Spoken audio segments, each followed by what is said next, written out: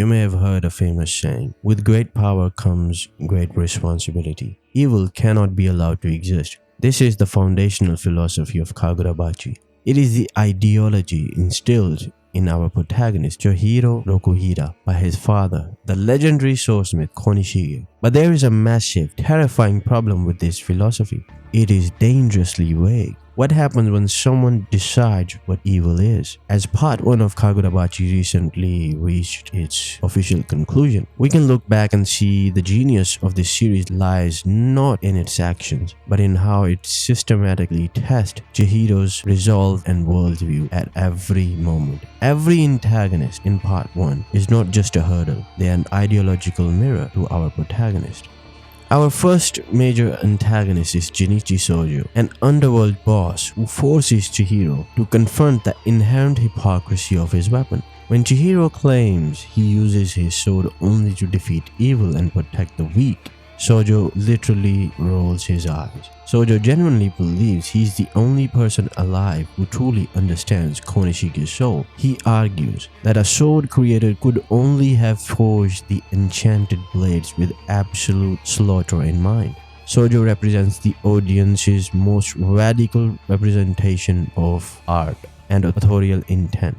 He strips away the noble facade of a samurai and forces Chihiro to realize that his father's tool of peace are at their core instruments designed perfectly for murder and to wage war. If Sojo is chaos, Kyoda Sazanami is terrifying, institutionalized order. As the 11th head of Sazanami clan and the leader of the Rakuzeichi underground auction, Kyoda's philosophy revolves entirely around the continuation of his family's legacy. Kyoda shows Chihiro what happens when duty completely supersedes human empathy. He views his own children as disposable tools, even emotionally and physically abusing his son Hakuri for seemingly lacking power. Kyoda's evil is orderly and corporate. He views the enchanted blades not as sacred artifacts, but as ultimate commodities to be sold to the highest bidder. To understand the late-stage villains of Part 1, we must look at the historical trauma of the Sete War. The overarching antagonist, the Hishaku leader Yura, operates on a terrifyingly pragmatic ideology. Yura is an anti-villain who wants to establish order through overwhelming force. He views the criminal syndicates as a disease, as a cancer that the government was too weak to cure. To achieve this, Yura engages in psychological warfare. Take the blind sword bearer, Seiichi Samura. Yura systematically ruined Samura's quiet life and reputation simply by leaking the horrific classified truth of what the sword bearers actually did during the war. Samura represents the guilt of the past, a man who carved out his own eyes and fought to erase the legacy of the blades entirely, serving as a bleak and despairing foil to Chihiro's hope. This brings us to the final boss of Saga's ideology, Akimura Soga, the original wielder of the Shinuchi. During the Sete War, Akimura did the unthinkable, acting with a sound mind and a horrific conviction that he was bringing permanent peace. He unleashed a technique called the malediction, committing a genocide that slaughtered all 200,000 residents of the enemy island. Akimura is the most brilliant antagonist in the series because he is the dark, logical conclusion to Chihiro's own mantra. If you believe overwhelming power should be used to destroy evil, what happens when one indomitable man decides an entire population is evil? Visually cementing this parallel, Hokazono intentionally drew Akimura Soga as left-handed, the exact same dominant hand as Chihiro. Akimura forces Chihiro to look in the mirror. By throwing these different philosophies at his protagonist, the author answers the central question hidden in the title of the manga. The Japanese kanji for bachi translates to bowl. Kagurabachi is an allegory about a vessel.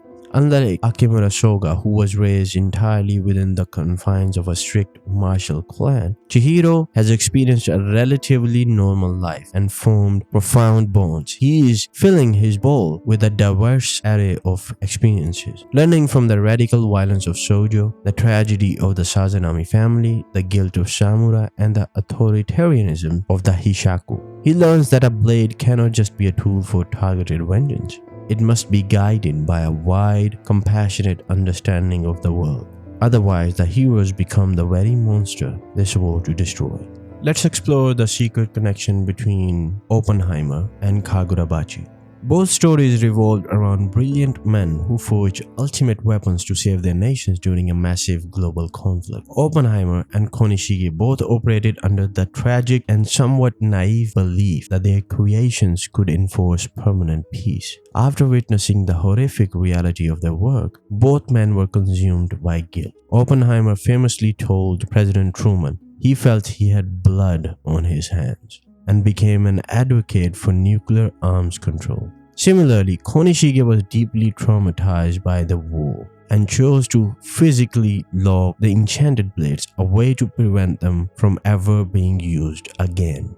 Oppenheimer is based on biography American Prometheus, referencing the myth of a god who stole fire and gave it to humanity, only to be eternally punished for it. Konishige Rokuhira is Kagurabachi's Prometheus. He took Datenseki, a volatile, newly discovered resource which heavily parallels uranium, and used it to give humanity the fire of the enchanted blades. Both stories emphasize once a weapon of this magnitude is created, the inventor loses all control over it. The creator's noble intentions no longer matter once the weapon is handed to politicians, militaries, or in Kagurabachi's case, extremists and yakuza.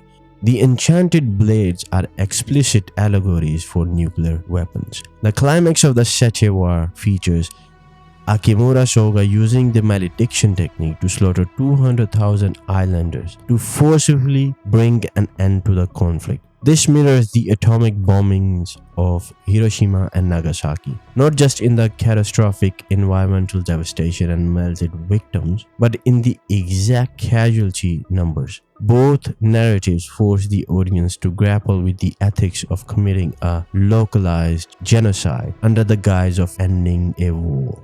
After the Trinity test, Oppenheimer famously recalled a quote from Hindu scripture, "Now I am become death, the destroyer of worlds." In Kagurabachi, Akimura Soga physically embodies this quote.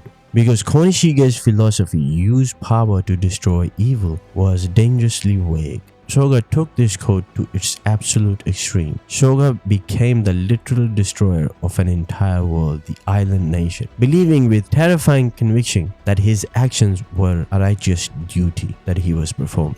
So in essence, they are not stories about the triumph of science or swordsmanship. They are terrifying explorations of collective guilt, historical cover-ups, and the terrifying reality that giving a single human being the power to destroy the world will inevitably lead to tragedy.